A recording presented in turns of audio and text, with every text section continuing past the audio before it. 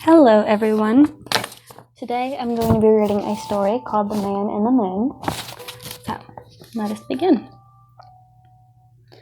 The man in the moon came tumbling down and inquired the way to Norwich.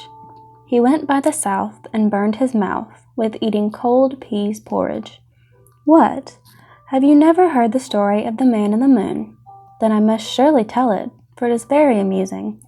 There is not a word of truth in it. The man in the moon was rather lonesome, and often he peeked over the edge of the moon and looked down upon the earth and envied all of the people who lived together. For he thought it must be vastly more pleasant to have companions to talk to than to be shut up in a big planet all by himself, where he had to whistle to keep himself company. One day he looked down and saw an alderman sailing through the air towards him. This alderman was being translated, instead of being transported, owing to a misprint in the law. And as he came near, the man in the moon called to him and said, "How is everything down on earth?" "Oh, everything is lovely," replied the alderman, "and I wouldn't leave it if I was not obliged to." "Well, what's a good place to visit down there?" inquired the man in the moon. "Oh, Norwich is a mighty fine place," returned the alderman, "and it's famous for its peas porridge." Then he sailed out of sight and left the man in the moon to reflect upon what he had said. The words of the alderman made him more anxious than ever to visit the earth, and so he walked thoughtfully home and put a few lumps of ice in the stove to keep him warm, and sat down to think how he should manage the trip. You see, everything went by contraries in the moon, and when the man wished to keep warm, he knocked off a few chunks of ice and put them in a stove, and he cooled his drinking water by throwing red-hot coals of fire into the pitcher. Likewise, when he became chilly, he took off his hat and coat, and even his shoes, and so became warm. And in the hot days of summer, he put on his overcoat to cool off. All of which seems very queer to you, no doubt, but it wasn't at all queer to the man in the moon, for he was accustomed to it. Well, he sat by his ice-cool fire and thought about his journey to the earth. And finally, he decided the only way he could get there was to slide down a moonbeam. So he left the house and locked the door and put the key in his pocket, for he was uncertain how long he should be gone. And then he went to the edge of the moon and began to search for a good, strong moonbeam. At last he found one that seemed rather substantial and reached right down to a pleasant-looking spot on the earth. And so he swung himself over the edge of the moon and put both arms tight around the moonbeam and started to slide down. Oh, but he found it rather slippery, and in spite of all his efforts to hold on, he found himself going faster and faster, so that just before he reached the earth, he lost his hold and came tumbling down head over heels and fell plump into a river. The cool water nearly scalded him before he could swim out, but fortunately, he was near the bank, and he quickly scrambled upon the land and sat down to catch his breath. By that time it was morning, and as the sun rose, its hot rays cooled him off somewhat, so that he began looking about curiously at all the strange sights and wondering where on earth he was. By and by, a farmer came along the road to the river with a team of horses, drawing a load of hay. And the horses looked so odd to the man in the moon that at first he was greatly frightened, never before having seen horses except from his home in the moon, from whence they look a good deal smaller. But he plucked up the courage and said to the farmer, "Can you tell me the way to Norwich, sir?" "Norwich?" repeated the farmer musingly. "I don't know exactly where it be, sir, but it's somewhere away to the south." "Thank you," said the man in the moon. "Oh, but stop.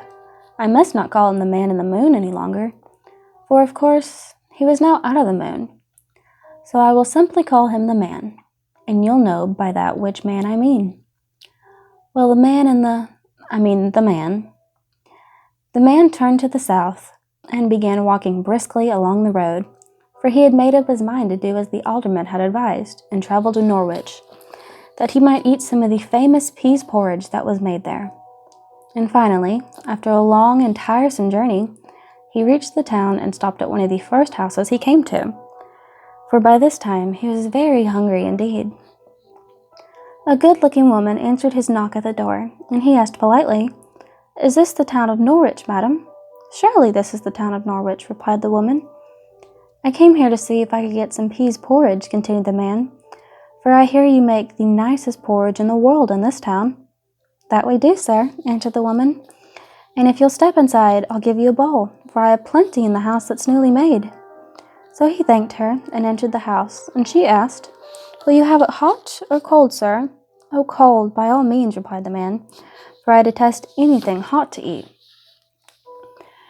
She soon brought him a bowl of cold peas porridge, and the man was so hungry that he took a big spoonful at once.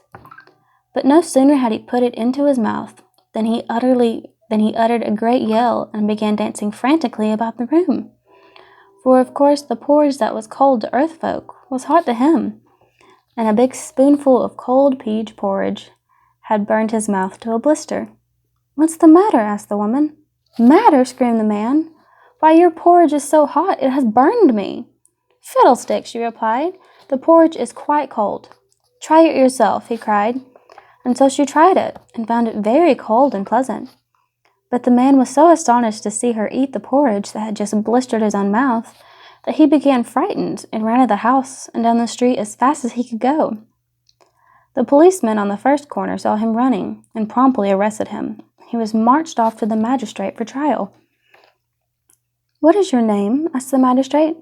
I haven't any, replied the man, for of course as he was the only man in the moon, it wasn't necessary he should have a name. Come, no nonsense, said the magistrate. You must have a name. Who are you? Why, I'm the man in the moon. That's rubbish, said the magistrate, eyeing the prisoner severely. You may be a man, but you're not in the moon. You're in Norwich. That's true, answered the man, who was quite bewildered by this idea. And of course you must be called something, continued the magistrate. Well then, said the prisoner, if I'm not the man in the moon, I must be the man out of the moon. So call me that. Very good, replied the judge.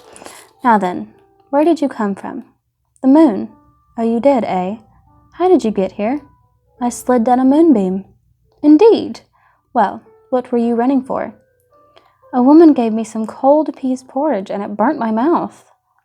The magistrate looked at him in a moment of surprise, and then he said, This person is evidently crazy, so take him to the lunatic asylum and keep him there.